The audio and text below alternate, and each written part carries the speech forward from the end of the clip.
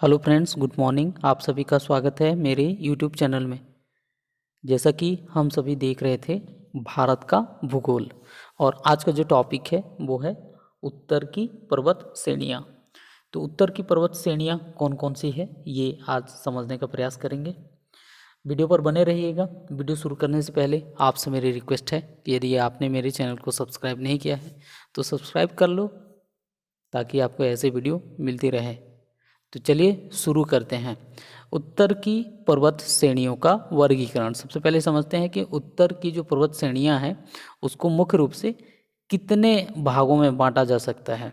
यदि हम उत्तर की पर्वत श्रेणियों की बात करें तो इसे मुख्य रूप से 3 भागों में बांटा जा सकता है। पहला है हिमालय, दूसरा है ट्रांस हिमालय, और तीसरा है पूर्वांचल। पूर्वांचल मतलब नॉर्थ ईस्ट की जो पहाड़ी है, ठीक है।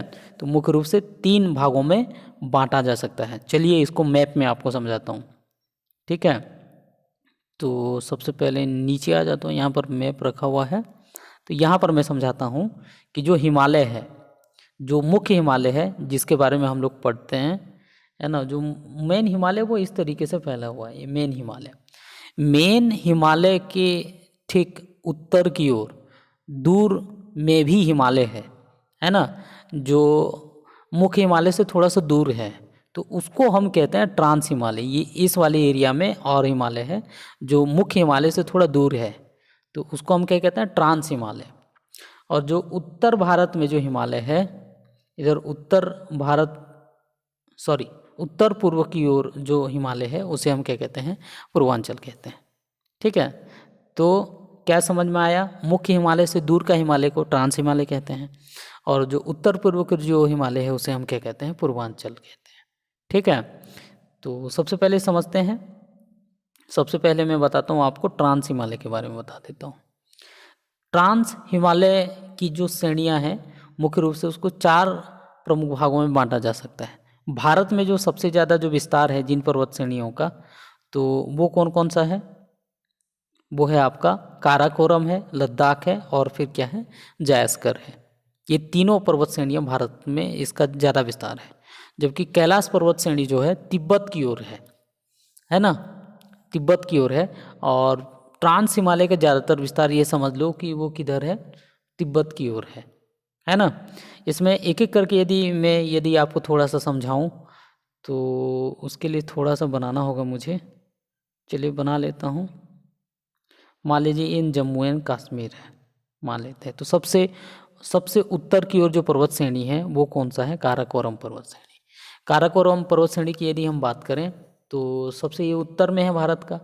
इसकी सबसे ऊंची चोटी का नाम केटू है ना, जो वर्ल्ड की, विश्व की दूसरी नंबर की सबसे ऊंची चोटी है, और ये वर्तमान में पाक अधिकृत कश्मीर में है। तो ये याद रखना है। इसमें जो चोटियां हैं और ये ज़्यादा ऊंचा भी है ना। और काराकोरम में ही भारत की सबसे ऊंचे स्थान पर स्थित सैनिक अड्डा है, ये भी याद रखिएगा। बड़े बड़े ग्लेशियर्स हैं जिसमें सियाचिन और बोलतोरो बड़े ग्लेशियर्स हैं, किसमें है? काराकोरम पर्वत श्रेणी में। तो ये कितना क्लियर हो गया? काराकोरम के ठीक नीचे यदि हम बात करें तो वो कौन सा पर्वत श्रेणी है? लद्दाख, है ना, लद्दाख है। और उसके ठीक नीचे बात करें तो वो कौन सा है? जायस्कर। और उसके ठीक बगल में कौन सा है? आपका कैलाश पर्वत श्रेणी है, ठीक है। तो ये प्रमुख कौन कौन सा है, पर्वत श्रेणियाँ हैं ट्रांस हिमालय में, जो आपको याद रखना है। कैसे याद रखोगे? के बाद एल, एल के बाद जेड याद रखना। के मतलब काराकोरम, एल मतलब लद्दाख, और जेड मतलब जायस्कर। 3 प्रमुख श्रेणियाँ भारत में ट्रांस हिमालय का याद रखना है। कैलाश पर्वत श्रेणी तिब्बत की ओर है। कैलाश पर्वत श्रेणी से मैंने आपको समझाया था, कैलाश पर्वत श्रेणी से भारत की ज़्यादातर नदियाँ सिंधु और सतलज यहीं से निकलती हैं, है ना। सिंधु और सतलज यहीं से निकलता है। कैलाश मानसरोवर की यात्रा यहीं की जाती है। तो ये याद रखना है। चलिए ये समझ में आ गया। उसके बाद बात करते हैं ये जो मुख्य हिमालय है ना। मुख्य हिमालय के यदि हम वर्गीकरण करें तो इसको मुख्य रूप से 3 भाग में बांट सकते हैं। कौन कौन सा? एक तो बृहद हिमालय, दूसरा मध्य हिमालय, तीसरा शिवालिक हिमालय। शिवालिक हिमालय ही भारत की, इसका विस्तार ज़्यादा है ना। और इसको और विस्तार से हम लोग पढ़ेंगे, क्योंकि ये इतने में ही ये नहीं काम चलेगा, क्योंकि इसमें बहुत सारी बातें हैं जिसको आपको समझना है और परीक्षाओं में पूछा जाता है। तो इसका अगले वीडियो में बताऊंगा। बस इतना याद रखो कि जो हिमालय है, मुख्य हिमालय है, उसको 3 भागों में बांटा जा सकता है। कौन कौन सा? बृहद, मध्य और शिवालिक। अब बात करते हैं पूर्वांचल की पहाड़ी की। यदि हम बात करें तो अरुणाचल प्रदेश में इसको अबोर और पटकाई बूम की पहाड़ी बोलते हैं। नागालैंड में नागाटेस की पहाड़ी बोलते हैं। मणिपुर में मणिपुर की पहाड़ी बोलते हैं। मिजोरम में ब्लू माउंटेन। तो ये बहुत इंपॉर्टेंट है, नोट कर लो, है ना। ब्लू माउंटेन कहाँ है? मिजोरम में। त्रिपुरा में त्रिपुरी की हिल्स बोलते हैं। मेघालय में गारो खासी की पहाड़ी बोलते हैं। तो ये पूरा का पूरा भी हिमालय का ही एक विस्तार है, हिमालय का ही एक भाग है। तो ये याद रखना है, इसको हम पूर्वांचल बोलते हैं। ठीक है, क्लियर है, समझ में आया? अब थोड़ा सा समझ लेते हैं हिमालय से जुड़ी अन्य बातों पर, थोड़ा सा बात कर लेते हैं। तो सबसे पहला बात ये है कि भारत के कुल क्षेत्रफल का ये कितना % है? हिमालय का जो क्षेत्रफल है वो 17% है, ये याद रखिएगा। दूसरा जो पॉइंट आपको याद रखना है, जो परीक्षा में पूछता है कि हिमालय का आकार कैसा है। हिमालय का आकार कैसा है? चापाकार, अर्धचंद्राकार, फिर और एक चीज़ है तलवार की भांति। तो तीनों चीज़ याद रखिएगा, चापाकार, अर्धचंद्राकार, इस टाइप का है। इसकी उत्पत्ति कब हुई? कौन से एरा में हुई? तो सिनोजेक एरा में। कौन से काल में कहें? तो टर्सरी। तो ये याद रखना है ना, ये याद रखना है, ये परीक्षा में पूछता है।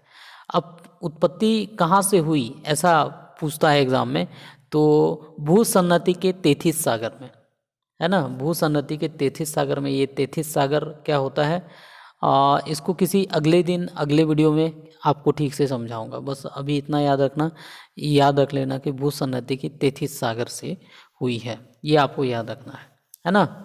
और यहाँ पर और एक चीज़ याद रखना कि 33 सागर कैसे बना और उससे हिमालय कैसे बना। तो भारतीय प्लेट का यूरेशियन प्लेट से टकराने की वजह से ये बना है। तो ये थोड़ा सा याद रखिएगा, है ना। ये प्रमुख पॉइंट जो है आपको क्या करना है, याद रखना है। उम्मीद है ये वीडियो आपको समझ में आ गया होगा। वीडियो यदि अच्छा लगा हो तो थोड़ा सा लाइक वाइक कर देना और सब्सक्राइब करना ना भूलें। धन्यवाद।